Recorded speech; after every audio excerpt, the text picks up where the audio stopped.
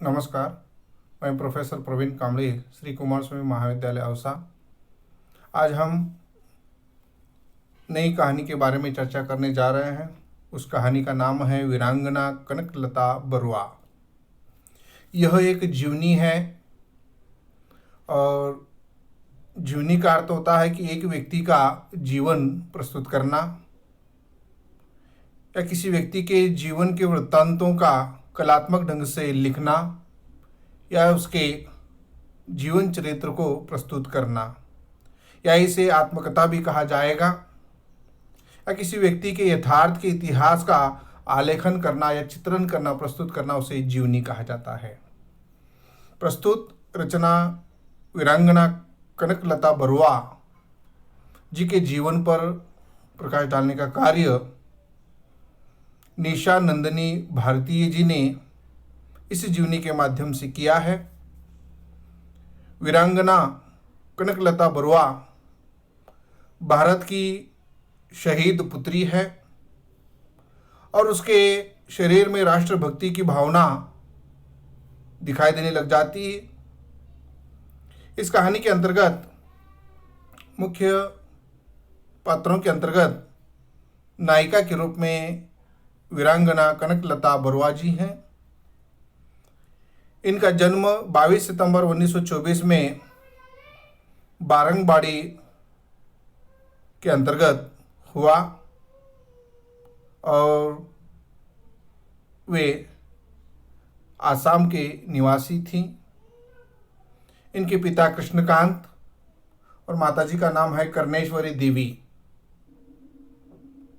तो इस कहानी की यह नायिका है और इनके जीवन के आंतरिक गुणों का समावेश और बाह्य संघर्ष का चित्रण इस कहानी के माध्यम से किया गया है। और इस प्रकार भारत को आज़ादी दिलवाने के लिए अपने शहीदों ने किस प्रकार से बलिदान दिया है, वो बलिदान के कारण ही हमें आज़ादी मिली है, इसका हमें एहसास होना चाहिए। और यह जो आज़ादी मिली है, इस आज़ादी को संभाल के रखने की जिम्मेदारी अपनी होती है। साथ ही अन्य पात्रों के अंतर्गत हम देखते हैं कि देवेंद्रनाथ जो मामा हैं, कनकलता जी के मामा हैं, और उन्हीं के संपर्क में आकर आज़ादी के आंदोलन में वह काम करने लग जाती है। ज्योति प्रसाद अग्रवाल जो कि सभा के अध्यक्ष हैं, राजस्थानी हैं, लेकिन असम के कवि हैं, नवजागरण के अग्रदूत, और 1931 के रैयत अधिवेशन में वे भाग लेते हैं और इनके गीतों में राष्ट्रभक्ति की बीज अंकुरित हुई है। इन्हीं राष्ट्रभक्ति के अंतर्गत राष्ट्रभक्ति से सभी लोग प्रेरित होते हैं और इस प्रकार कनकलता जी महात्मा गांधी जी के असहयोग आंदोलन को इन क्रांतिकारियों का बल मिलने लग जाता है और मुंबई के कांग्रेस अधिवेशन में 8 अगस्त 1942 को अंग्रेज़ों भारत छोड़ो का प्रस्ताव पारित हुआ और इसी प्रकार अंग्रेज़ों को भारत से खदेड़ने का कार्य इन क्रांतिकारियों ने किया। उसमें कनकलता जी का योगदान महत्वपूर्ण रहा है।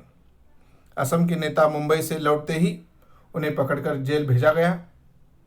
जैसे उनमें से गोपीनाथ बरदले, सिद्धनाथ शर्मा, मौलाना तैयबुल्ला, विष्णुराम मेधी आदि लोग वे जेल भेज दिया जाता है। इसके पश्चात आंदोलन की बागडोर मोहिकांत दास, गहनचंद गोस्वामी, महेश्वर बरा तथा अन्य लोगों के हाथों में होने लग जाती है और इनके नेतृत्व में एक गुप्त सभा भी हो जाती है और आंदोलन को एक नई दिशा देने का कार्य यहाँ पर किया गया है। 20 सितंबर 1942 को तेजपुर की कचहरी पर तिरंगा झंडा फहराने का निर्णय लिया गया। सभी क्रांतिकारियों ने जो गुप्त सभा ली थी उसके भीतर तेजपुर नामक कचहरी पर तिरंगा झंडा फहराने का निर्णय लिया गया और उस समय कनकलता विवाह के योग्य हो चुकी थी। यानी उस समय कनकलता जी की उम्र 17 या 18 साल की थी। लेकिन विवाह की अपेक्षा उन्होंने भारत की आज़ादी को अधिक महत्वपूर्ण मान चुकी थी। इसलिए को वे विवाह के अपेक्षा वह आज़ादी की लड़ाई में भाग लेने लग जाती है।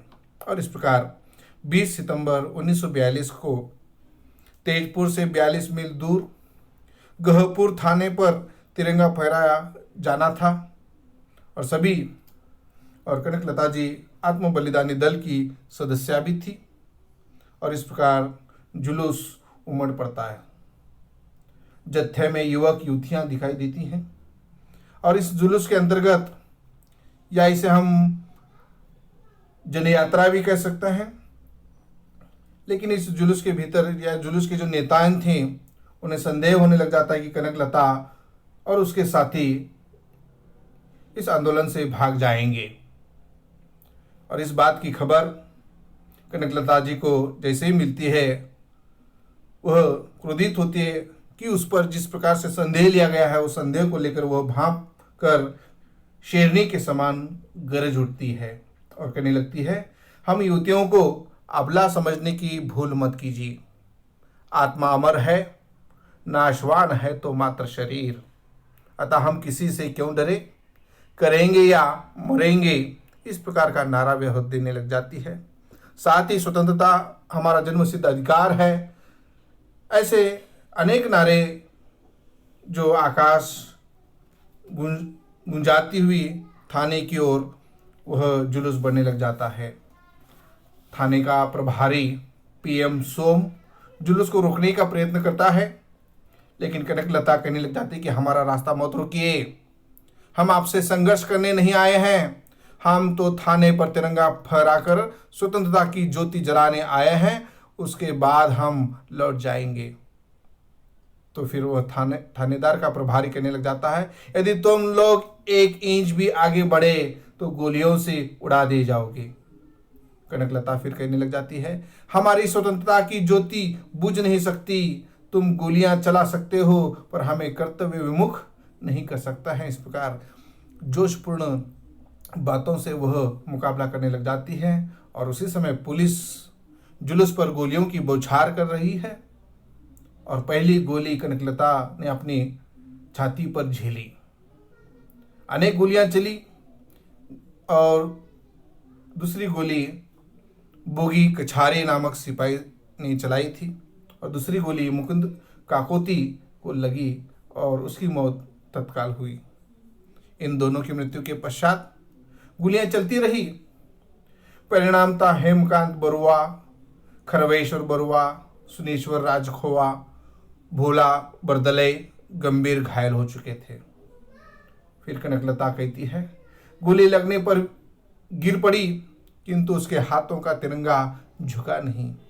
उसकी साहस वो बलिदान देखकर युवकों का जोश और भी बढ़ गया और अंत में रामपति राज खवा ने थाने पर झंडा फहरा दिया गया। शहीद मुकुंद काकोती ने के शव को तेजपुर नगरपालिका के कर्मचारियों ने गुप्त रूप से दाह संस्कार कर दिया, लेकिन कनकलता का जो शव है स्वतंत्रता सेनानी अपने कंधों पर उसके घर तक ले जाने में सफल हो गए। अंतिम संस्कार कनकलता जी का अंतिम संस्कार बारंगबाड़ी में ही किया गया। अपने प्राणों की आहुति देकर स्वतंत्रता संग्राम को और भी मजबूत करने का कार्य वीरांगना कनकलता जी ने किया है और इस तरह अनेक बलिदानियों का बलिदान हमारी स्वतंत्रता की नींव है, नींव के पत्थर हैं। उनके त्याग और बलिदान की बुनियाद पर ही संग्राम स्वतंत्रता रूपी भवन खड़ा है। आज हम देखते हैं कि बारंगबाड़ी में स्थापित Kanaklata model girls high school, जो कनकलता के आत्म बलिदान की स्मृति में बनाया गया है, और आज भी यह भवन स्वतंत्रता की रक्षा करने की प्रेरणा हमें देने लग जाता है। आज़ादी के भीतर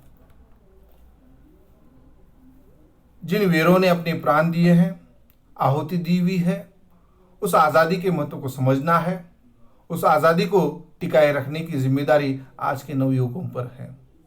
इस प्रकार स्वतंत्रता की रक्षा करना यह वीरांगना कनकलता बरुआ जी के जीवनी से हमें लगने लग जाता है। और एक जो भारतीय शहीद पुत्री को उनके जीवन को इस जीवनी के माध्यम से लेखिका निशा नंदिनी जी ने प्रस्तुत करने का कार्य किया है। और आज भी हमें अपने आज़ादी के महत्व को इस जीवनी के माध्यम से हमें समझाया गया है। और आज़ादी की रक्षा करना, देश की आज़ाद देश की रक्षा बनाए रखना, यह हमारा कर्तव्य है। इस प्रकार की प्रेरणा हमें इस जीवनी के माध्यम से मिलने लग जाता है। यहीं पर यह जीवनी समाप्त हो जाती है। धन्यवाद।